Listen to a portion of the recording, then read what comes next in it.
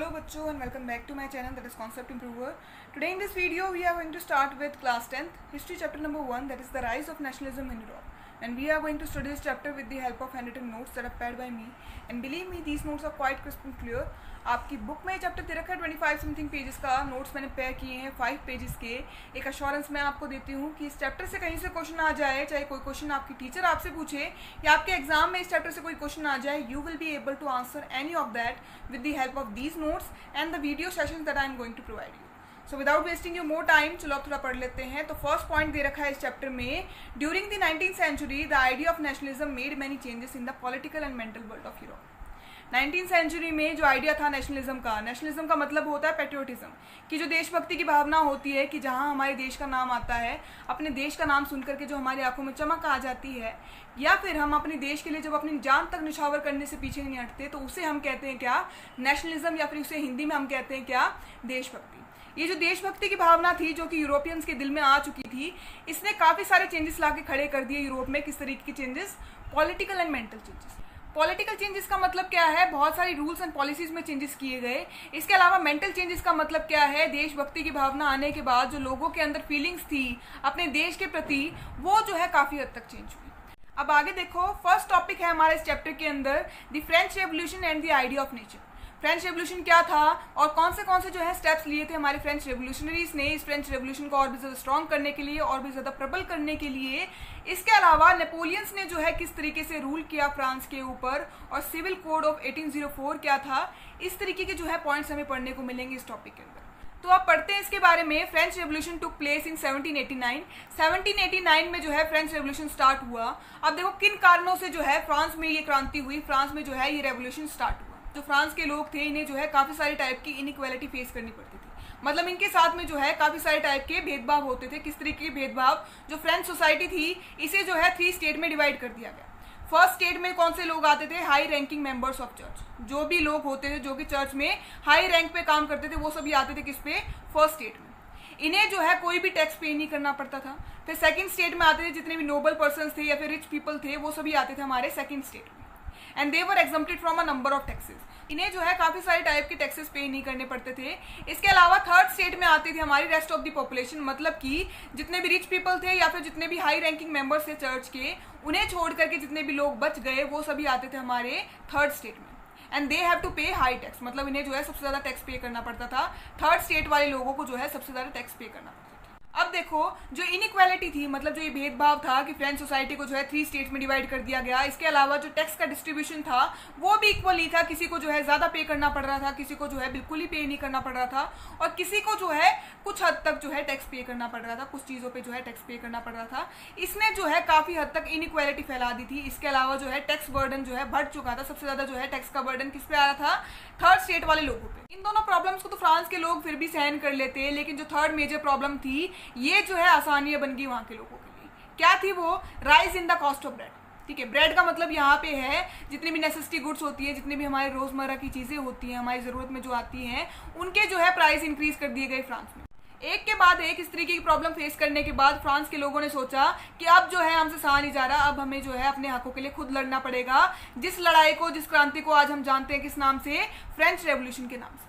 ठीक है, French revolution of 1789 was the first clear expression of nationalism. France में जो ये रेवोल्यूशन हुआ, फ्रांस में जो ये क्रांति हुई 1789 में, इसके वजह से जो है वहाँ के लोगों में पहली बार जो है देशभक्ति की भावना देखने को मिली. आगे देखो, steps taken by the French revolutionaries. मतलब फ्रांस के क्रांतिकारियों ने जो है इस नेशनलिज्म की भावना को, इस जो है देशभक्ति की भावना को और भी स्ट्रॉन्ग करने के लिए कौन से जो है स्टेप्स लिए. अब देखो, जब हमारे देश की बात आती है, हमारे दिमाग में क्या क्या चीज़ें आती हैं? अपना इंडियन फ्लैग, इसके अलावा इंडियन आर्मी, हमारे जितने भी फ्रीडम फाइटर्स हुआ करते थे वो, इसके अलावा जितने भी हमारे पेट्रियोटिक सॉन्ग्स होते हैं वो, नेशनल एंथम. इस तरीके की जो है चीज़ें हमारे दिमाग में आती है जब हमारे देश का नाम आता है या फिर देशभक्ति का नाम आता है. अब यही चीज़ें जो है फ्रांस के क्रांतिकारियों ने सोचा कि कुछ ऐसे स्टेप्स उठाए जाएं जिससे जो है ये नेशनलिज्म की जो भावना है, ये जो देशभक्ति की भावना है, इसे और भी ज़्यादा स्ट्रॉन्ग किया जा सके फ्रांस के लोगों के अंदर. और जो है कुछ ऐसे स्टेप्स उठाए जाएं जिससे जो है sense of collective identity introduce की जाए. तो आगे देखते हैं कौन से ऐसे स्टेप्स थे जो कि फ्रेंच रेवोल्यूशनरीज ने लिए to create a sense of collective identity among the French people. Ideas of la patrie and le citoyen. La patrie का मतलब होता है फादरलैंड. वहाँ के लोगों को, फ्रांस के लोगों को ये कहा गया कि ज़मीन पे जिस पे आप रहते हो, ये ज़मीन जो है हमें हमारे पूर्वजों से मिली है, हमारे जितने भी हमारे एंसेस्टर्स हुआ करते थे, जितने भी हमारे शहीद हुए हैं, फ्रीडम फाइटर्स हैं, इनकी जो है ये अमानत है हमारे पास में, और ये हमारा कर्तव्य बनता है कि हम इसकी रक्षा करें और इस पर जो है एक अच्छा सा माहौल बना के रखें। ठीक है। इसके अलावा ली सिटीजन मतलब हम सब हैं, सिटीजन्स हैं यहाँ के, और हमारी ये मॉरल ड्यूटी बनती है कि हम जो है यहाँ पे एक अच्छा सा माहौल बना करके रहें। ठीक है। और new French flag was introduce, मतलब एक नया फ्रेंच फ्लैग इंट्रोड्यूस किया गया, जिसकी मदद से लोग जो है अपने आप को उससे कनेक्ट कर सकें और जो है उनके अंदर ये देशभक्ति की भावना जगी रहे। और क्या किया गया, state general was elected and rename the national assembly. एक स्टेट जनरल जो है इलेक्ट किया गया, जिसका क्या काम था, फ्रांस के लोग जो प्रॉब्लम फेस कर रहे थे उनके बिहाफ पे इन प्रॉब्लम्स को बताने का काम करता था ये पर्सन। कहाँ पर, नेशनल असेंबली या फिर जितनी भी असेंबलीज होती थी वहां पर। ठीक है। And they also renamed the national assembly, मतलब नेशनल असेंबली का भी जो है नामकरण दोबारा से किया गया, उसका जो है नाम चेंज किया गया। और इसके अलावा क्या किया गया, हाइमन्स वर कंपोज। हाइमन्स को हिंदी में हम कहते हैं भजन। भजन का मतलब यहाँ पे है पेट्रियोटिक सॉन्ग्स जो है कंपोज किए गए, ताकि जो है एक तरीके की मोटिवेशन मिलती रही लोगों को, और ये जो देशभक्ति की भावना थी ये कहीं ना कहीं कम ना हो जाए। ठीक है। इसके अलावा ओथ्स वर टेकन। ओथ का मतलब होता है शपथ। शपथ ली गई लोगों के द्वारा कि इस लड़ाई से जो है हम पीछे नहीं हटेंगे, जब तक हमारी जो है मांगे पूरी नहीं हो जाती, हम जो है इस लड़ाई को या फिर इस रिवोल्यूशन को जो है कंटिन्यू करेंगे। और क्या किया गया, मार्टियर्स वर कॉमेमोरेटेड, मतलब जितने भी हमारे शहीद थे उन्हें जो है श्रद्धांजलि दी गई, उन्हें जो है याद किया गया। इसके अलावा क्या किया गया, सेंट्रलाइजेशन ऑफ एडमिनिस्ट्रेटिव सिस्टम। मतलब क्या होता है इसका, जब जो है एडमिनिस्ट्रेटिव अथॉरिटीज को जो है लोअर लेवल से हायर लेवल गवर्नमेंट में ट्रांसफर कर दिया जाए, तो उसे हम कहते हैं क्या, सेंट्रलाइजेशन ऑफ एडमिनिस्ट्रेटिव सिस्टम। और इसके अलावा क्या किया गया, internal custom duties and dues were abolish. Internal custom duties मतलब जितने भी इंपोर्ट एंड एक्सपोर्ट पे टैक्सेस थे उन्हें जो है अबॉलिश कर दिया गया, उन्हें जो है खत्म कर दिया गया। और इसके अलावा uniform system of weights and measures were introduce. Uniform system of weight का मतलब क्या है, जितनी भी चीजें हैं उन्हें बेचते खरीदते टाइम जो है उनका वेट किया जाएगा, एक यूनिट में जो है उसे नापा जाएगा। इसके अलावा इसी हिसाब से जो है उसकी पेमेंट की जाएगी। अब आगे देखो, French become the common language of Paris. French language को जो है पेरिस की कॉमन लैंग्वेज बना दिया गया। अब देखो 1799 में नेपोलियंस का इन्वेजन हुआ, कहाँ पर, फ्रांस में। मतलब नेपोलियंस आए थे कहाँ पे, फ्रांस में। क्या करने आए थे ये, Napoleon's ruled France from 1799 to 1850। मतलब नेपोलियंस ने जो है फ्रांस के ऊपर राज किया, कब से कब तक, 1799 से लेकर के 1815 तक। ठीक है। दे gain the absolute power in 1799 by becoming the first consultant. अब देखो जिस साल ये आए थे उसी साल जो है इन्होंने अपनी पावर सेटअप कर ली थी, पावर गेन कर ली थी फ्रांस में। अब ये कैसे पॉसिबल है, क्योंकि जो है ये नेपोलियंस जो थे इन्होंने काफी सारे अच्छे काम भी करे थे फ्रांस के लोगों के लिए, और ये जो है काफी अच्छे कंसल्टेंट थे, मतलब जो है ये अच्छी डायरेक्शन प्रोवाइड कर रहे थे फ्रांस के लोगों को। ठीक है। इसीलिए जो फ्रांस के लोग थे उनको ये लगा कि जो नेपोलियंस हैं ये उनके लिए अच्छे काम कर रहे हैं और ये जो है उनके हक में है। ठीक है। अब देखो किस तरीके के जो है अच्छे काम करे थे नेपोलियंस ने फ्रांस के लोगों के लिए। They establish a civil code of 1804 that is also known as Napoleonic code. इन्होंने जो है एक सिविल कोड एस्टैब्लिश किया था 1804 में, जिसको हम जानते हैं किससे, नेपोलिक कोड के नाम से। ठीक है। क्या था इस कोड के अंदर, इस कोड के अंदर जो है बहुत सारे जो है अच्छे काम किए गए थे, जो कि किसके हक में थे, फ्रांस के लोगों के। क्या क्या काम थे वो, they abolish all the privileges based on birth. जितने भी जो है विशेष अधिकार, प्रिविलेजेस का मतलब होता है विशेष अधिकार, जो कि बचपन से दिए जाते हैं किनको, फ्रांस के लोगों को। ठीक है। कुछ ऐसी चीजें थी, कुछ जो है हक ऐसे थे जो कि फ्रांस के लोगों को मिल जाते थे बचपन से ही। ठीक है। किस तरीके से, जो first state and second state के लोग थे उन्हें जो है काफी सारे टैक्सेस नहीं पे करने पड़ते थे, और जो उनके बच्चे होते आगे जाकर के उन्हें भी जो है उन टैक्सेस से जो है छूट मिलती थी। ठीक है। तो ये जो चीज थी, जो हक थे उनके, जो ये विशेष अधिकार थे जो कि उनको मिलते थे बाय बर्थ, इन्हें जो है अबॉलिश करने का काम किया गया किसके अंदर, सिविल कोड के अंदर। इसके अलावा एस्टैब्लिश्ड इक्वालिटी, मतलब जो सिविल कोड था इसने जो है इक्वल राइट्स प्रोवाइड करे फ्रांस के लोगों को, कि मतलब उनके साथ में जो है किसी भी टाइप का भेदभाव नहीं होगा फ्रांस के अंदर। ये जो है उनको राइट किसने दिया था, सिविल कोड ने। ठीक है। और इसके अलावा क्या हुआ, सिंप्लीफाइड द एडमिनिस्ट्रेटिव मेजर्स। मतलब जितने भी एडमिनिस्ट्रेटिव मेजर्स थे, जितनी भी पॉलिसीज थी, रूल्स थे जो कि लोगों के लिए बनाए गए थे, लोगों को जो है अपने हक और उनकी राइट्स के बारे में पता चला था, किसके कारण से, सिविल कोड के कारण। ठीक है। और इसके अलावा क्या हुआ, अबॉलिश द फ्यूडल सिस्टम।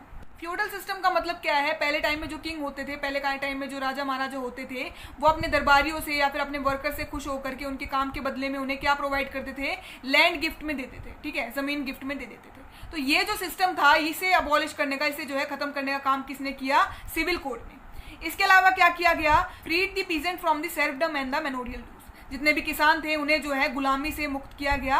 और मेनोरियल ड्यूज का मतलब है अगर उन्होंने कोई लोन लिया था राजा से, उन लोन से जो है उसे मुक्त किया गया, कि उन्हें जो है उस लोन को पे करने की अब जरूरत नहीं। ठीक है। और इसके अलावा क्या किया गया, गुइल्ड रिस्ट्रिक्शंस वर रिमूव्ड। गुइल्ड का मतलब क्या होता है, जितने भी ये होते हैं मैन्युफैक्चरर्स या फिर ट्रेडर्स होते हैं, मतलब कि जितने भी हमारे क्राफ्ट पर्सन्स होते हैं, जो हमारे आर्टिस्ट लोग होते हैं, अपनी पेंटिंग्स बनाते हैं या फिर अपनी मूर्तियां बनाते हैं, इनके पास में उस टाइम पे ये राइट नहीं था कि उन्हें जो है इन चीज़ों को जो है ये अपने मन मर्जी के प्राइसेस पे बेच सकें, ठीक है।